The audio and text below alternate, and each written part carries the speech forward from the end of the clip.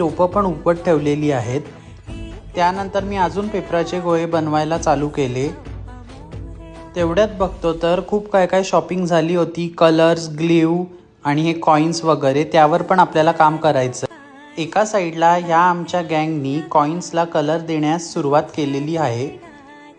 Coins पूर्ण नाही होत तर त्याबरोबर एक बॉक्स पण करायचा होता, तर त्याची पण सुरुवात केलेली होती आमच्या काकू आणि नानांनी। आणि त्यानंतर आमचे सगळे कझिन्स आले, आम्ही काम पण केलं आणि मस्ती पण आमची चालू होती।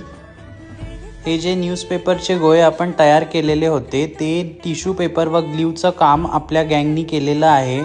एकदम छान करत होते ते, तुम्ही बघू शकतात।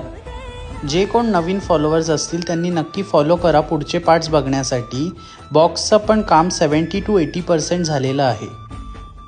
आता आपण कलर देण्यास सुरुवात केलेली आहे आणि पुढे काय होतंय ते तुम्हाला पार्ट 2 मध्ये बघायला मिळेल।